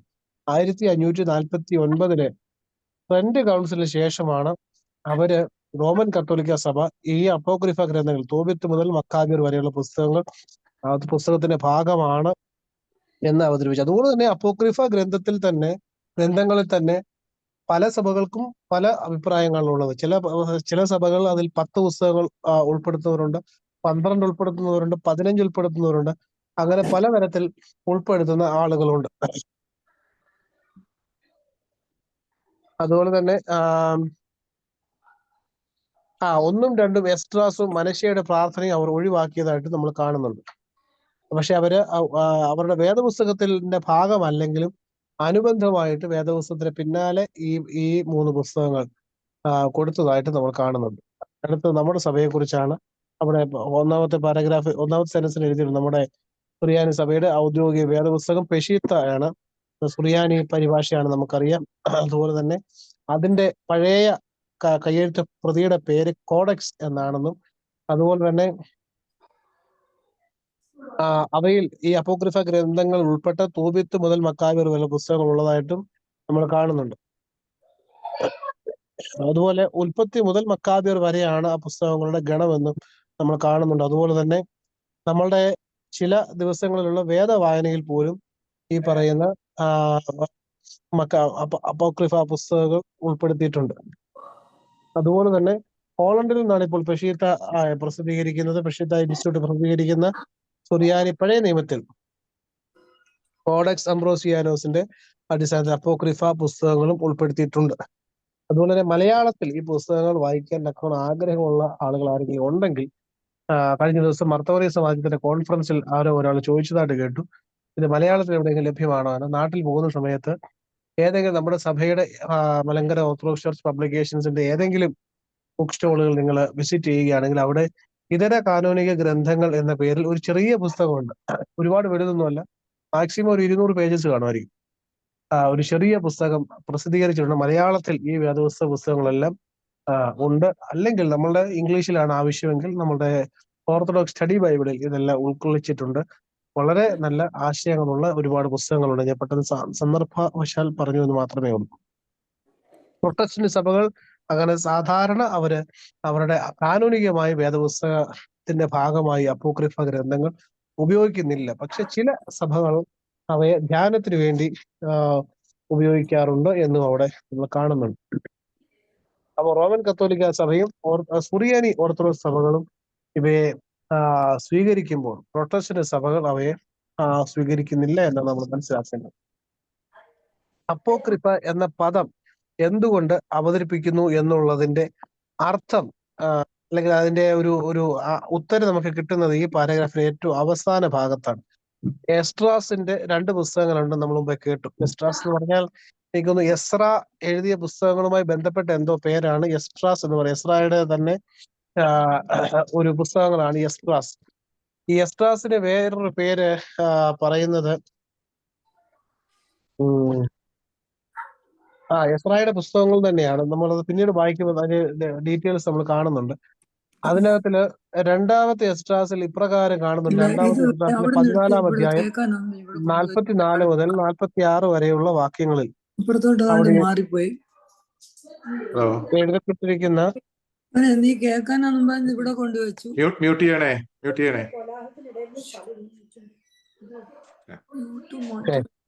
അവിടെ എസ്രായിക്ക് ലഭിച്ച നിർദ്ദേശത്തെ കുറിച്ച് അവിടെ കാണുന്നുണ്ട്.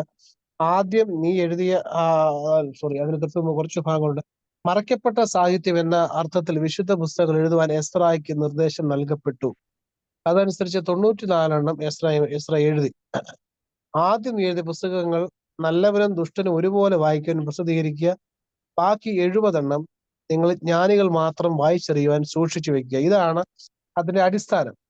അതായത് മറയ്ക്കപ്പെട്ട സാഹിത്യം എന്ന് പറയുന്ന വാക്ക് ഉപയോഗിച്ചിരിക്കുന്നത് ഈ പുസ്തകത്തിലാണ്. അതുപോലെ തന്നെ അതിന്റെ ഉദ്ദേശം എന്താണെന്നും അവിടെ എഴുതിയിട്ടുണ്ട്. ചില ഭാഗങ്ങൾ അത് സാധാരണക്കാർക്ക് വായിക്കാനുള്ളതും, എന്നാൽ ചില ഭാഗങ്ങൾ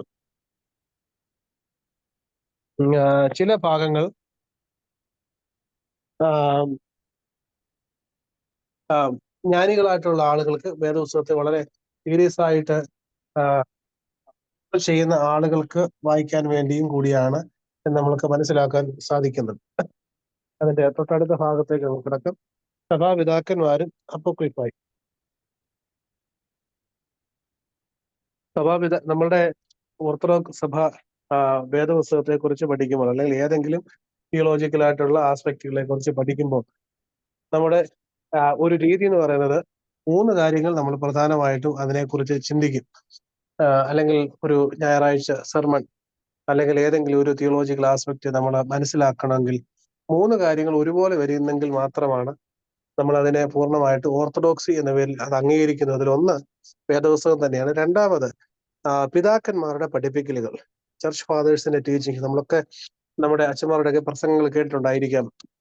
പ്രസംഗങ്ങൾ പറയുമ്പോൾ അവര് പല ചർച്ച് ഫാദേഴ്സിനെ ഉദ്ധരിച്ചുകൊണ്ട് പ്രസംഗിക്കുന്നതായിട്ട് കാണാൻ സാധിക്കുന്നുണ്ട്. അത് പലതരം 1-ാം നൂറ്റാണ്ടിലുള്ള അപ്പോസ്തോലിക പിതാക്കന്മാരെ കുറിച്ചും അവരുടെ ശിഷ്യന്മാരായിട്ട് പിന്നീട് വന്ന 2-ാം നൂറ്റാണ്ടിലെ പിതാക്കന്മാരെ കുറിച്ചും പല തരത്തിലുള്ള പിതാക്കന്മാരെ കുറിച്ച് പിന്നീട് നമ്മൾ കാണുന്നുണ്ട്. അങ്ങനെ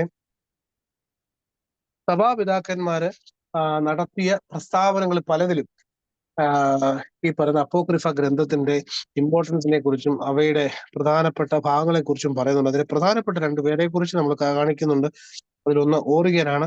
2 യെരുശലേമിലെ മാർ കൂറിലോസ്. കൂറിലോസ് എന്ന് പറയുമ്പോൾ 2 കൂറിലോസ് ഉണ്ട്. സിറിൽ ഓഫ് അലക്സാണ്ട്രിയയിലെ കൂറിലോസും അതുപോലെ യെരുശലേമിലെ കൂറിലോസും. ഇവിടെ അവതരിപ്പിക്കുന്ന പേര് യെരുശലേമിലെ കൂറിലോസ് എന്നാണ്. അവർ 2 പേരും അപ്പോക്രിഫ എന്ന പദപ്രയോഗം അവരുടെ പഠിപ്പിക്കലുകൾ നടത്തിയിട്ടുണ്ട്. അതുപോലെ തന്നെ അപ്രൈമിന്റെയും അഫ്രാറ്റിസിന്റെയും പുസ്തകങ്ങളിൽ ഈ പറയുന്ന അപ്പോക്രിഫയിൽ നിന്നുള്ള പ്രധാനപ്പെട്ട ഭാഗങ്ങൾ അവതരിപ്പിച്ചിട്ടുണ്ട്. ഇനി പറയാൻ പോകുന്നത് അപ്പോക്രിഫയിലെ പുസ്തകങ്ങളെ കുറിച്ചാണ്. അതിൽ 2 എസ്ഡ്രാസിനെ കുറിച്ച് പറയുന്നുണ്ട്. 1 എസ്ഡ്രാസ്, 2 എസ്ഡ്രാസ്. അതിൽ 1-ാമത്തെ ഭാഗത്ത് ദിനവൃത്താന്തം, എസ്രാ, നെഹമ്യ, ഈ 3 പുസ്തകങ്ങളുടെ പ്രതിപാദ്യം ഏകദേശം സിമിലർ ആയിട്ട് വന്നിട്ടുള്ള ഒരു പുസ്തകമാണ് 1-ാമത്തെ എസ്ഡ്രാസ്. എന്ന് വെച്ചാൽ ഈ 3 പുസ്തകങ്ങളുടെ പ്രധാനപ്പെട്ട പ്രതിപാദ്യം യെരുശലേമിൻ ദേവാലയത്തിന്റെ പുനർനിർമ്മാണമാണ് നമുക്കറിയാം. ഇതുമായിട്ട് ബന്ധപ്പെട്ട കാര്യങ്ങൾ 1-ാമത്തെ എസ്ഡ്രാസിൽ കാണുന്നുണ്ട്. അതുപോലെ തന്നെ പേർഷ്യൻ കൊട്ടാരത്തിലെ 3 യുവാക്കൾ തമ്മിലുള്ള വാദപ്രതിവാദം ഇതുപോലെ ഇതിനോട് ചേർത്ത് അവർ അവതരിപ്പിച്ചിട്ടുണ്ട്. ദേവാലയ പുനർനിർമ്മാണം ഓൾറെഡി നമ്മൾ ചർച്ച ചെയ്തു. അതുപോലെ എസ്ര നൽകിയ നിയമം, അത് 2-ാമത്തെ എസ്ഡ്രാസിലും പ്രത്യേകം കാണുന്നുണ്ട്.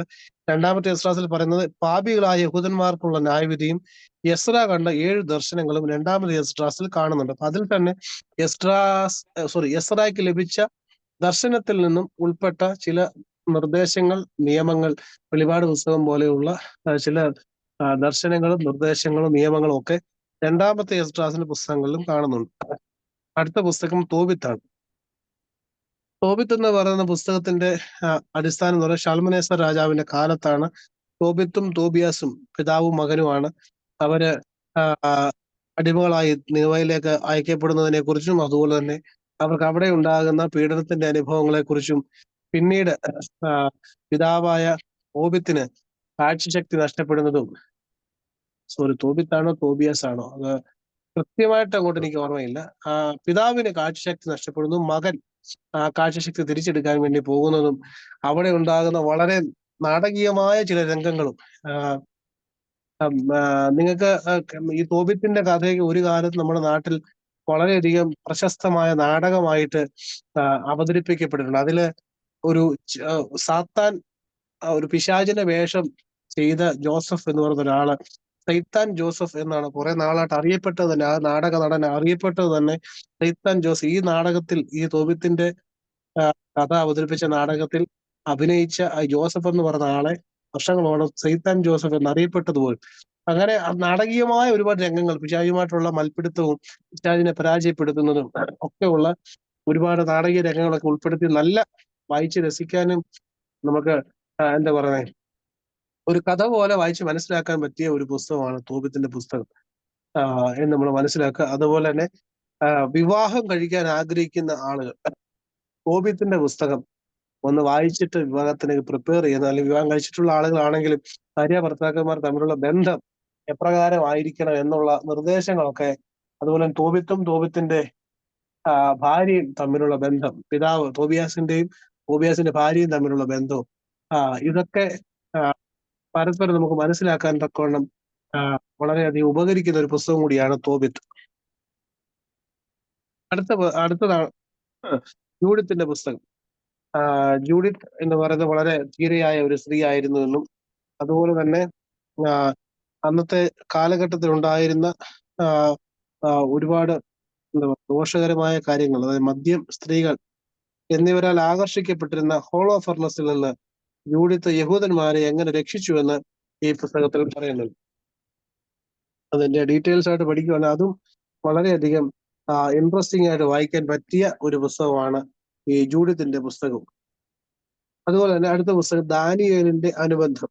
ദാനിയേൽ എന്ന് പറഞ്ഞ പുസ്തകം ഓൾറെഡി നമ്മുടെ പുസ്തകത്തിൽ ഉണ്ട്, നമ്മുടെ പുസ്തകത്തിൽ ഉണ്ടെങ്കിലും അതിന്റെ ചില കണക്റ്റിംഗ് ചാപ്റ്റേഴ്സ് കൂടി നമുക്ക് കാണാൻ സാധിക്കും. അതായത് 3 ചെറുപ്പക്കാർ തീച്ചുള വീണ കഥയൊക്കെ നമ്മൾ ദാനിയേൽ പുസ്തകത്തിൽ വായിക്കുന്നുണ്ട്. ആ തീച്ചുള കിടന്ന് പ്രാർത്ഥിച്ച അവരുടെ പ്രാർത്ഥന, അവരുടെ പാട്ട്, ദൈവത്തെ മഹത്വപ്പെടുത്തിക്കൊണ്ടുള്ള അവരുടെ കീർത്തനങ്ങളൊക്കെ ഈ ദാനിയേലിന്റെ അനുബന്ധ പുസ്തകത്തിൽ നമ്മൾ കാണുന്നുണ്ട്. അടുത്തതാണ് സൂസന്ന, 6ാമത്തെ പുസ്തകം സൂസന്ന. സൂസന്നയുടെ പ്രത്യേകത, സൂസന്നെ അടിമയാക്കി കൊണ്ടുപോകാൻ ശ്രമിക്കുന്നത് ദാനിയേല് സൂസന്നെ രക്ഷിക്കുന്നതുമായി ബന്ധപ്പെട്ട കാര്യങ്ങളാണ് സൂസന്നയുടെ പുസ്തകത്തിൽ അറിയപ്പെടുന്നത്. എനിക്ക് തോന്നുന്നു ഒരുപാട് ആളുകൾ, നമ്മുടെ കുഞ്ഞുങ്ങൾക്കും അതുപോലെ തന്നെ നമ്മളുടെ സ്ത്രീകൾ ഒരുപാട് പേർക്ക് സൂസൻ എന്നോ സൂസമ്മ എന്നോ അതുമായി ബന്ധപ്പെട്ട് ശോശാമ എന്നോ ഒക്കെ ബന്ധപ്പെട്ട ഒരുപാട് പേരുകൾ നൽകാറുണ്ട്. പക്ഷേ എത്ര പേർക്ക് ഈ സൂസന്നയുമായി ബന്ധപ്പെട്ട കഥ അറിയാമെന്നുള്ളത് ഒരു വലിയ സംശയമാണ്. പക്ഷെ ഇതാണ് സൂസന്നയുമായി ബന്ധപ്പെട്ട കഥ. അവൾക്ക് അതൊരു റിഡംഷനുമായിട്ട് ബന്ധപ്പെട്ട ഒരു കഥ തന്നെയാണ്. നമ്മുടെ എസ്തറിന്റെ കാര്യം പറഞ്ഞതുപോലെ സൂസന്നയുടെ കഥയും ഒരു റിഡംഷനുമായി ബന്ധപ്പെട്ട ഒരു കഥയാണ്. അടുത്തത് 7ാമത്തെ പുസ്തകം ബേലും പെരുമ്പം. ബേൽ എന്ന് പറഞ്ഞാൽ ബാൽ തന്നെയാണ്. ബാലും പെരുമ്പാമ്പും എന്ന് പറഞ്ഞ പുസ്തകം വിഗ്രഹാരാധനയെ പരിഹസിക്കുന്ന ഒരു വിവരണമാണ്. അതുപോലെ തന്നെ അതും ദാനിയേലിന്റെ കാലത്തെ സംഭവങ്ങളുമായി ബന്ധപ്പെട്ട കാര്യങ്ങളാണ്. ബാൽ ദേവന്മാരെ ആരാധിക്കുന്ന ആ ഒരു കീഴ്വഴക്കമൊക്കെ ദാനിയേൽ അതിനെ എതിർക്കുകയും അതിനെ പരിഹസിക്കുകയും ഒക്കെ ചെയ്യുന്ന ഭാഗം നമ്മൾ കാണുന്നുണ്ട്. അതുപോലെ തന്നെ ദാനിയേലിന്റെ പുസ്തകത്തിൽ തന്നെ അവതരിപ്പിക്കുന്ന ഈ സിംഹക്കുഴിയുമായിട്ട് ബന്ധപ്പെട്ട കാര്യങ്ങളൊക്കെ ഈ പുസ്തകത്തിലും ബാലും പെരുമ്പാമ്പും എന്ന് പറഞ്ഞ പുസ്തകത്തിലും അവതരിപ്പിക്കുന്നുണ്ട്. 8ാമത്തെ പുസ്തകം എസ്തറിന്റെ അനുബന്ധമാണ്. പഴയ ക്വിസ് കോമ്പറ്റീഷൻസ് ഒക്കെ പങ്കെടുത്തിട്ടുള്ള ആളുകൾക്കറിയാം, പണ്ടൊരു ചോദ്യം ഉണ്ടായിരുന്നു, ദൈവം എന്ന വാക്ക് ഉപയോഗിച്ചിട്ടില്ലാത്ത വേദപുസ്തകത്തിലെ പുസ്തകങ്ങൾ ഏതൊക്കെയാണ് എന്ന് ചോദിക്കുമ്പോൾ 2 പുസ്തകങ്ങളുടെ പേരായിരുന്നു. ഒന്ന് ഉത്തമഗീതവും 2 എസ്തറുമായിരുന്നു അതിന്റെ ഉത്തരങ്ങളായിട്ട് ലഭിച്ചിരുന്നു.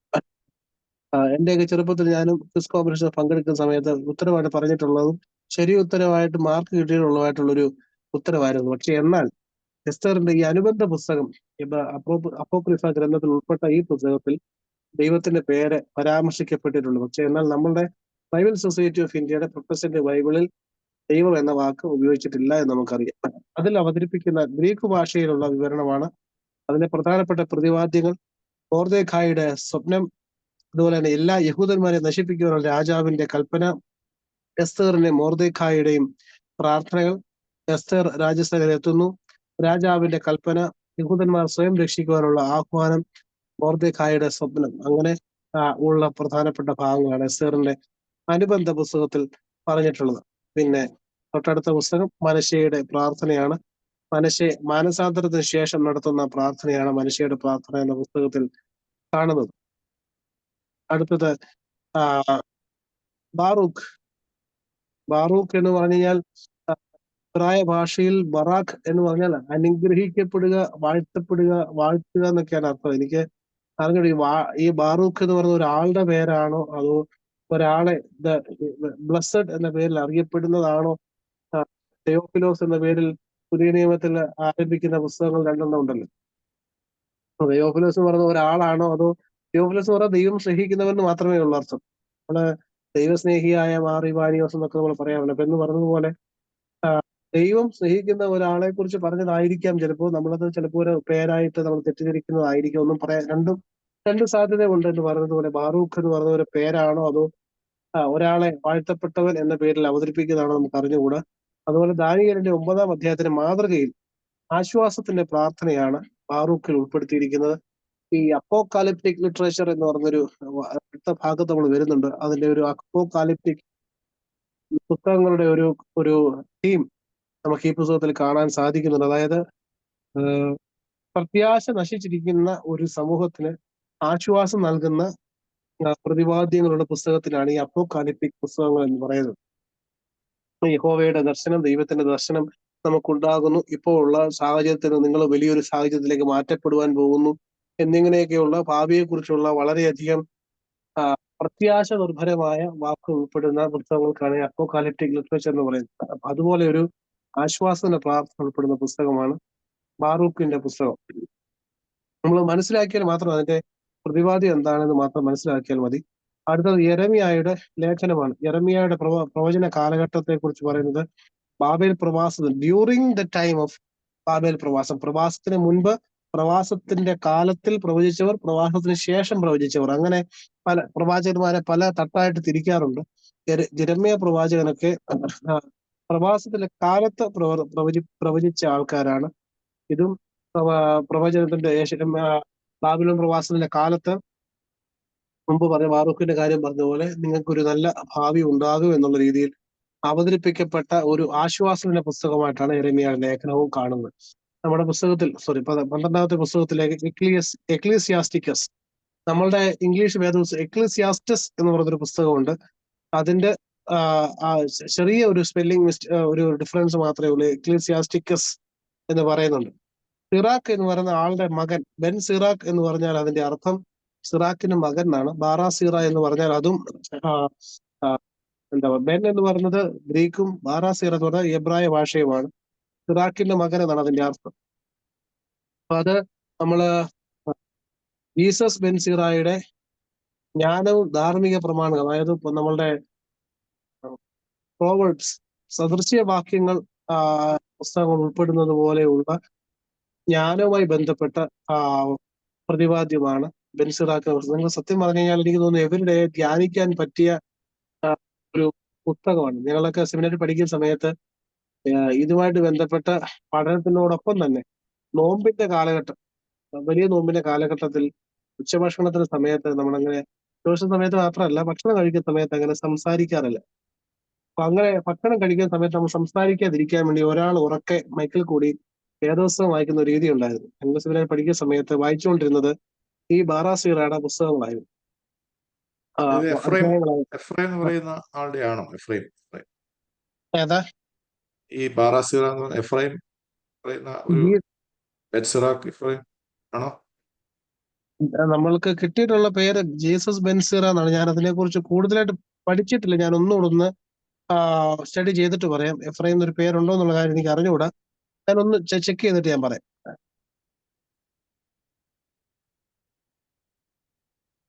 അപ്പൊ അത് ഞാനൊന്ന് പെൻഡിങ് വെച്ചേക്കാം. അടുത്ത ക്ലാസ് വരുമ്പോൾ ഞാൻ അതൊന്നുകൂടെ ഒന്ന് ചെക്ക് ചെയ്തിട്ട് പറയാം. രണ്ടാമത്തെ ഭാഗം ശലോമോന്റെ ജ്ഞാനം എന്ന് പറയുന്ന പുസ്തകം, വിസ്ഡം എന്ന പേരിലുള്ള ഒരു പുസ്തകം നമ്മൾ കാണുന്നുണ്ട്. അതാണ് ശലോമോന്റെ ജ്ഞാനം. യഹൂദ വിശ്വാസത്തിൽ സത്യത്തിന്റെ പ്രാധാന്യം എടുത്ത് കാണിക്കുന്നു. പ്രോവർബ്സിനകത്തിൽ ജ്ഞാനത്തിന്റെ പ്രാധാന്യം കാണിക്കുന്നത് പോലെ തന്നെ യഹൂദ വിശ്വാസത്തിൽ സത്യത്തിന്റെ പ്രാധാന്യം കാണിക്കുന്ന ഒരു പുസ്തകമാണ് ശലോമോന്റെ ജ്ഞാനം എന്ന് പറയുന്ന പുസ്തകം. മക്കാബിയരുടെ 2 പുസ്തകങ്ങൾ, അതായത് മക്കാബിയരുടെ കാലഘട്ടത്തെ കുറിച്ച് നമുക്കറിയാം. യൂദാ മക്കാബിയും അദ്ദേഹത്തിന്റെ കൂടെയുള്ള ആളുകളെ കുറിച്ചും പറയുന്നുണ്ട്. ആ ആളുകൾ നടത്തിയ വിപ്ലവത്തിന് മുമ്പുള്ള കാലം മുതൽ ഷീമോന്റെ മരണം വരെയുള്ള കാല സംഭവങ്ങൾ, അതായത് 175 മുതൽ 2-ാം നൂറ്റാണ്ടിലെ സംഭവങ്ങളാണ് ഒന്നാമത്തെ മക്കാബിയുടെ പുസ്തകത്തിൽ അവതരിപ്പിച്ചിരിക്കുന്നത്. രണ്ടാമത്തെ മക്കാബിയുടെ പുസ്തകത്തിലെ പ്രധാനപ്പെട്ട പ്രതിപാദ്യം മുഴുവനും ഓർത്തഡോക്സ് വിശ്വാസവുമായി ബന്ധപ്പെട്ട കാര്യങ്ങളാണ്. അതായത് ഒന്ന്, ആത്മാവിന്റെ അമർത്യത, പുനരുത്ഥാനം, ന്യായപ്രമാണത്തോടുള്ള വിശ്വസ്തത, പരിശുദ്ധന്മാരോടുള്ള മധ്യസ്ഥത, മരിച്ചവർക്ക് വേണ്ടിയുള്ള പ്രാർത്ഥന, ഈ ആശയങ്ങളൊക്കെ ഉൾപ്പെടുന്ന ഒരു പുസ്തകമാണ് മക്കാബിയരുടെ പുസ്തകം. യുദ്ധത്തിൽ മരിച്ചുപോയവർക്ക് വേണ്ടിയൊക്കെ പ്രാർത്ഥിക്കുന്ന ഭാഗമൊക്കെ അതിൽ വിവരിക്കുന്നുണ്ട്. അപ്പൊ എനിക്ക് തോന്നുന്നത് നോമ്പുമായിട്ട് ബന്ധപ്പെട്ട്, നോമ്പിന് തൊട്ട് മുമ്പിലുള്ള ഞായറാഴ്ചകളിൽ ഏതോ ഒരു ഞായറാഴ്ചകളിൽ നമുക്ക് മക്കാബിയരുടെ പുസ്തകത്തിലുള്ള വായന ക്രമീകരിച്ചിട്ടുണ്ട്. പലപ്പോഴും നമ്മുടെ ശുശ്രൂഷക്കാർ മക്കാബിയർ ആയതുകൊണ്ട് അത് വായിക്കാറില്ല, ചിലപ്പോഴൊക്കെ സ്കിപ്പ് ചെയ്യും. പക്ഷെ അത് വായിക്കേണ്ടതാണ്. മരിച്ചുപോയവരെ ഓർക്കുന്ന 2 ഞായറാഴ്ച കൊണ്ടല്ല, എനിക്കൊന്ന് ആചാര്യന്മാരെ ഓർക്കുന്ന ഞായറാഴ്ചയാണോ ആനീതേ ഞായറാഴ്ചയാണോ എന്നെനിക്ക് കറക്റ്റായിട്ട് ഓർമ്മയില്ല. അതിലേതോ ഒരു സൺഡേ നമ്മൾ മക്കാബിയുടെ പുസ്തകത്തിലുള്ള വായന ക്രമീകരിച്ചിട്ടുണ്ട്.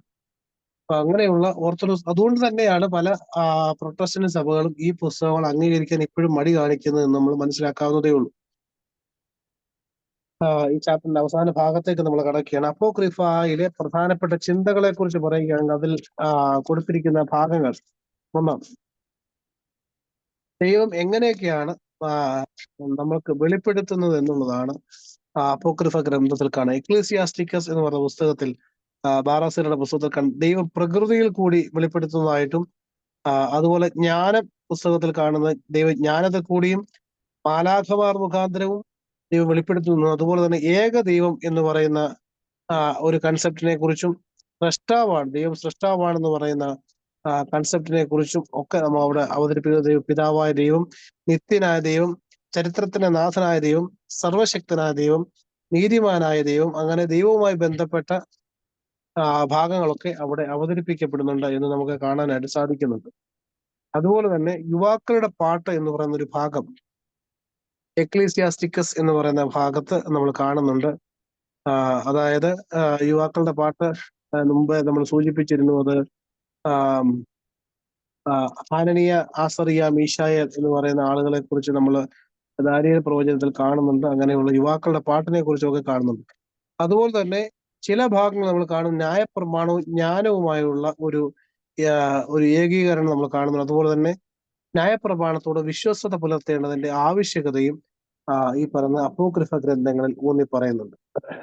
അതാണ് അപ്പോക്രിഫ ഗ്രന്ഥത്തിന്റെ പ്രധാനപ്പെട്ട പ്രതിപാദ്യ പ്രതിപാദ്യം എന്ന് പറയുന്നത് ഇതുപോലെയുള്ള ചില കാര്യങ്ങളാണ്. അത് ഒന്നും കൂടി നമ്മൾ ഒന്ന് വായിച്ചു നോക്കിയാൽ കുറച്ചും കൂടി അത് ദൈവവുമായിട്ട് ബന്ധപ്പെട്ട കാര്യങ്ങൾ, ദൈവം എപ്രകാരമൊക്കെ ഈ ലോകത്തിന് തന്നെ വെളിപ്പെടുത്തുന്നു എന്നുള്ള കാര്യങ്ങളും, അതുപോലെ തന്നെ യഹൂദ വിശ്വാസവും അതുപോലെ തന്നെ ജ്ഞാനവും തമ്മിലുള്ള ബന്ധവും ഒക്കെ ഇതിനകത്തിൽ പ്രത്യേകമായിട്ട് എടുത്തു കാണിക്കുന്നുണ്ട്. അതുപോലെ ന്യായപ്രമാണത്തോട് എപ്രകാരമൊക്കെ നമ്മൾ വിശ്വസ്തത പുലർത്തണം എന്നുള്ളതും നമ്മൾ അവിടെ കാണുന്നുണ്ട്. അവസാന ഭാഗത്തെ കൺക്ലൂഷനിലേക്ക് കടക്കാം. BC 2-ാം നൂറ്റാണ്ട് മുതൽ 1-ാം നൂറ്റാണ്ട് വരെ, അതായത് മലാഖി പ്രവചനത്തിന് ശേഷം യേശുക്രിസ്തുവിന്റെ ജനനത്തിന് മുമ്പായി എഴുതപ്പെട്ട പുസ്തകങ്ങളാണ് ഈ അപ്പോക്രിഫ ഗ്രന്ഥങ്ങൾ. അതുപോലെ തന്നെ വിവിധ ചിന്താഗതികൾ, അതായത് യഹൂദ സമൂഹത്തിൽ തന്നെ നമ്മൾ കഴിഞ്ഞ അധ്യായത്തിൽ സൂചിപ്പിച്ചിരുന്നു, പലതരത്തിലുള്ള ട്രെൻഡുകൾ രൂപപ്പെട്ടു വന്നിരുന്നു, പലതരത്തിലുള്ള ഗ്രൂപ്പുകൾ രൂപപ്പെട്ടു വന്നിരുന്നു. ഓരോ ആളുകളും ഓരോ തരത്തിലുള്ള അവരുടേതായിട്ടുള്ള ചിന്താഗതികൾ ആണ് ശരി എന്നുള്ള രീതിയിൽ ഊന്നി പറഞ്ഞുകൊണ്ട് മറ്റുള്ളവരെ വിമർശിച്ചുകൊണ്ടൊക്കെ പലതരത്തിലുള്ള ഗ്രൂപ്പുകളാണ് ഉയർന്നു വന്നിരുന്നത്. അങ്ങനെ ഉയർന്നു വന്ന ഗ്രൂപ്പുകൾ തമ്മിലുള്ള ആത്മീയ സംഘടനകളെ കുറിച്ചൊക്കെ അറിയുവാൻ ഈ അപ്പോക്രിഫ ഗ്രന്ഥങ്ങളുടെ പഠനം നമ്മളെ സഹായിക്കുന്നുണ്ട്. അതുപോലെ തന്നെ ഈ പഴയ നിയമത്തെയും പുതിയ നിയമത്തെയും തമ്മിൽ ബന്ധിപ്പിക്കുന്ന ഒരു കണ്ണി എന്ന നിലയിലും അതുകൊണ്ടാണ് നമ്മൾ അതിന് ഇന്റർ ടെസ്റ്റമെന്റൽ ലിറ്ററേച്ചർ എന്ന് പറയുന്നതിന്റെ കാരണം അതുകൊണ്ട് രണ്ട് നിയമങ്ങൾക്കിടയിൽ പുതിയ നിയമത്തിന് പഴയ നിയമത്തിന് ഇടയിൽ ഉള്ള പുസ്തകങ്ങളായിട്ടും അവയെ നമുക്ക് സാധിക്കുന്നുണ്ട്. അതുപോലെ തന്നെ പുതിയ നിയമത്തിൽ രൂപം പ്രാപിച്ചിട്ടുള്ള ഉപദേശങ്ങളുടെയും സ്വപ്നങ്ങളുടെയും പ്രാധാന്യം ഗ്രഹിക്കാൻ, അതായത് പുതിയ നിയമത്തിൽ നമ്മൾ യേശുക്രിസ്തുവിന്റെയും അതുപോലെ യോഹന്നാൻ സ്നാപകന്റെയും അതുപോലെ യേശുക്രിസ്തു ശിഷ്യന്മാരുടെയും യേശുക്രിസ്തു പരസ്യശുശ്രൂഷ ആരംഭിക്കുന്നതിന് മുമ്പ് തന്നെ യോഹന്നാന്റെ ശിഷ്യന്മാരെ കുറിച്ച് നമ്മൾ പ്രതിപാദിക്കുന്നുണ്ട്.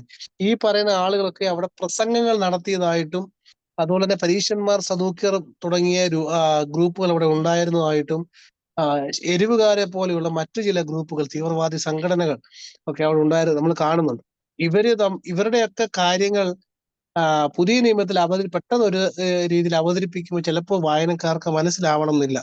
എന്നാൽ ഈ അപ്പോക്രിഫ ഗ്രന്ഥങ്ങൾ കൂടി വായിച്ചിട്ട് ഈ പറയുന്ന പുതിയ നിയമം വായിക്കുമ്പോൾ കുറച്ചും കൂടി പുതിയ നിയമത്തിലെ ചില ആശയങ്ങൾ, സംജ്ഞകൾ നമുക്ക് അതിന്റെ പ്രാധാന്യമൊക്കെ നമുക്ക് മനസ്സിലാക്കാൻ തക്കവണ്ണം സാധിക്കുന്ന ഒരു കണക്റ്റിംഗ് ലിങ്ക് ആണ് പുതിയ നിയമത്തിനെ പഴയ നിയമത്തെ തമ്മിൽ എന്താ പറയുക ബന്ധിപ്പിക്കുന്ന ഒരു കണക്റ്റിംഗ് ലിങ്ക്, ഒരു കണ്ണിയായിട്ട് അപ്പോക്രിഫ ഗ്രന്ഥങ്ങൾ നമുക്ക് മനസ്സിലാക്കാൻ തക്കവണ്ണം സാധിക്കുന്നുണ്ട്.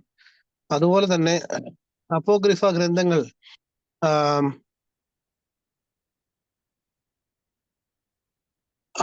ക്രിസ്തീയ സഭയുടെ ആചാരാനുഷ്ഠാനങ്ങളുടെയും പഠിപ്പിക്കലുകളുടെയും പശ്ചാത്തലവും ഈ ഗ്രന്ഥങ്ങൾ നൽകുന്നുണ്ട്.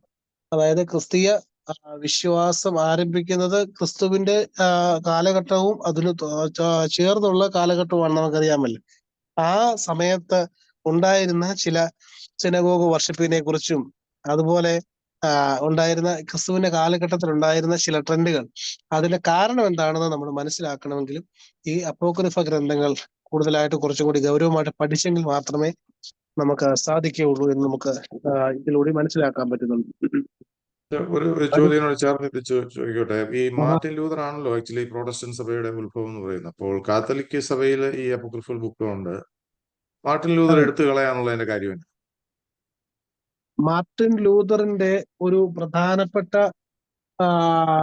ഉദ്ദേശം എന്ന് പറയുന്നത് നിങ്ങൾക്കറിയാമല്ലോ, പ്രൊട്ടസ്റ്റാന്റിനിസം എന്നാണ് അവരുടെ സഭയുടെ ഒരു മോട്ടോ. അതായത് ഒരു വിശ്വാസ നവീകരണം എന്നൊക്കെ നമ്മൾ മലയാളത്തിൽ പറയാറുണ്ട്. വിശ്വാസ നവീകരണം എന്നുള്ളതാണ് അവിടെ അവതരിപ്പിച്ചിരുന്നത്. ഇപ്പൊ നമുക്കറിയാം, ഈ ഇംഗ്ലണ്ടിലെ രാജവംശവും റോമിലെ പോപ്പും തമ്മിലുള്ള ചില അവിശുദ്ധ കൂട്ടുകെട്ടുകൾ അന്നത്തെ കാലഘട്ടത്തിൽ നടന്നിരുന്നു. അതായത് ഇംഗ്ലീഷ് സാമ്രാജ്യം, നമുക്കറിയാം ഒരു 16-17 നൂറ്റാണ്ടുകളിലൊക്കെ ഒരു ഇംഗ്ലണ്ട് എന്നല്ലെങ്കിൽ യുണൈറ്റഡ് കിങ്ഡം എന്ന് പറയുന്ന UK ഈ ലോകത്തിൽ നടത്തിയ ഒരു സ്വാധീനത്തെ കുറിച്ച് നമുക്കറിയാം. സൂര്യൻ അസ്തമിക്കാത്ത സാമ്രാജ്യം എന്നാണ് അവരെ അറിയപ്പെട്ടിരുന്നത്.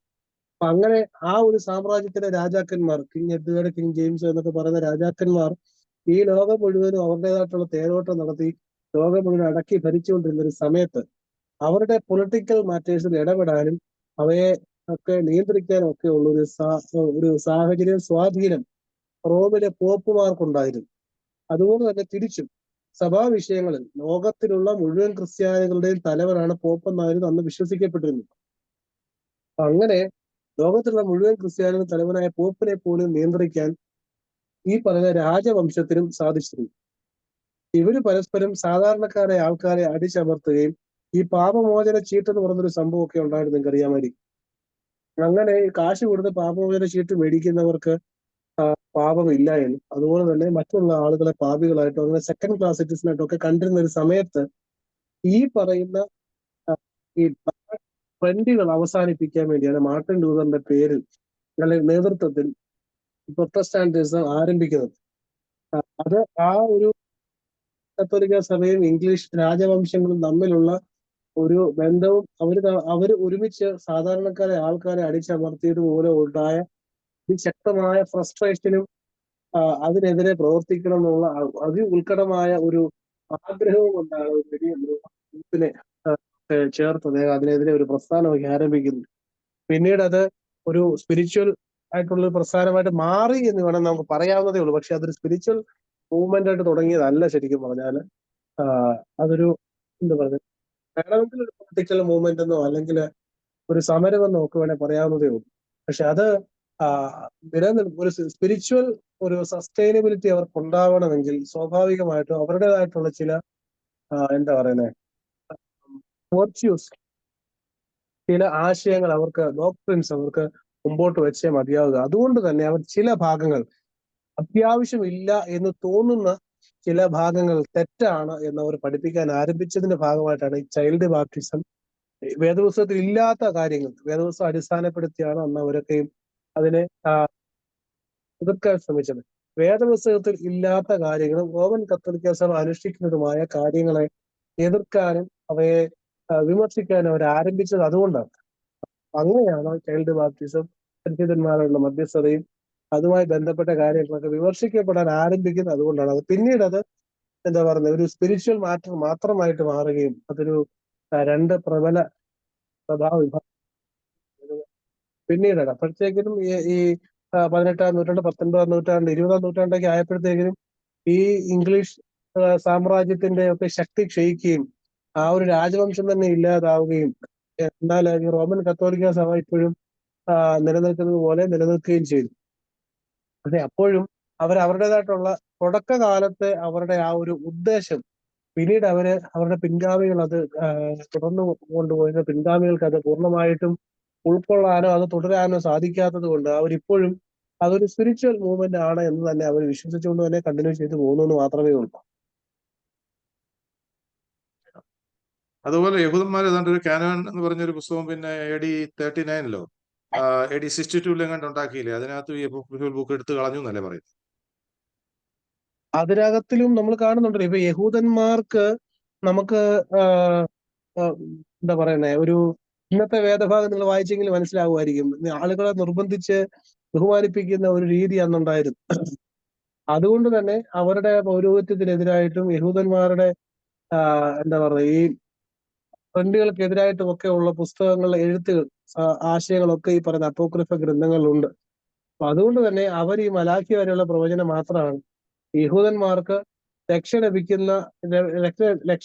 പോകും. യഹൂദന്മാരുടെ കാര്യം പറയുമ്പോൾ തന്നെ യഹൂദന്മാർ ഒരു പരിധി വരെ സ്വതന്ത്രരായിരുന്നു എങ്കിലും ഈ റോമ ഭരണത്തിന്റെ കീഴിൽ അവർ അല്ലായിരുന്നു.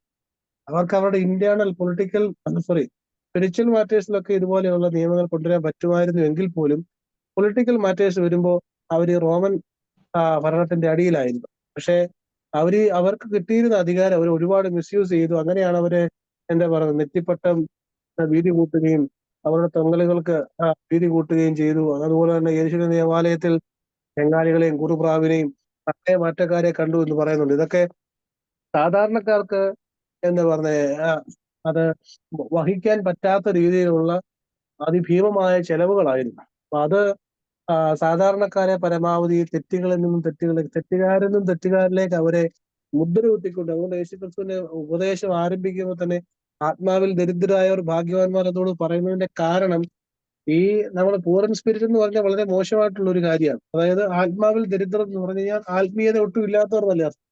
ആത്മീയത ഇല്ലാത്തവർ ഭാഗ്യവാന്മാർ എന്ന് പറഞ്ഞാൽ അതിന്റെ അർത്ഥം അന്ന് ആത്മീയത ഇല്ലാത്തവർ എന്ന പേരിൽ മുദ്ര കുത്തപ്പെട്ടിരുന്ന കുറെ ആളുകളുണ്ട്.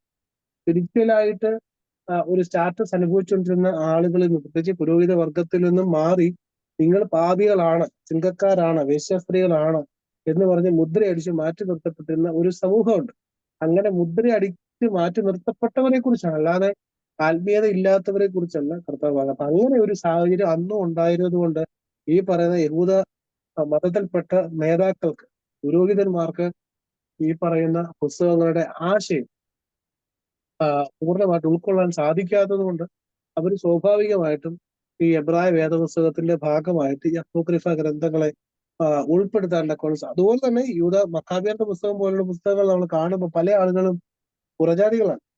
ഈ പുറജാതികൾ ഈ പറയുന്ന ഈ റിഡംഷന്റെ ഭാഗമാകുന്നു എന്ന് വിശ്വസിക്കാൻ പോലും അവർക്ക് സാധിക്കത്തില്ല. കാരണം ഇപ്പൊ എസ്തറിന്റെ പുസ്തകത്തിൽ പോലും രാജാവ് അവളെ വിവാഹം ചെയ്തത് കൊണ്ടാണ് പൂർണ്ണമായിട്ടും അവർക്ക് എസ്തറിന്റെ പുസ്തകമൊക്കെ അംഗീകരിക്കാൻ സാധിക്കുന്നത്. എസ്തർ നമുക്കറിയാം പ്രജാതിയായ ഒരു സ്ത്രീയാണ്. സമയമായി കേട്ടോ. ഓക്കെ, നമുക്കത് അവസാനിപ്പിക്കാം. ശുദ്ധുള്ള പിതാവേ ശുദ്ധുള്ള ഞങ്ങളെ കാത്തുകൊള്ളണമേ. രക്ഷിതാവായ പുത്ര ജയമ ശ്രീഭായ ഞങ്ങളെ മറച്ചു കൊള്ളണമേ. ശുദ്ധമുള്ള റൂഹ ശുദ്ധമുള്ള കുടിയിരിപ്പാനങ്ങളായി ഞങ്ങളെ ക്ഷമിക്കണമേ. ഞങ്ങളുടെ ദൈവമായ ദൈവത്തുറച്ചരെങ്കിൽ ഞങ്ങളെ മറച്ചു കൊള്ളണമേ.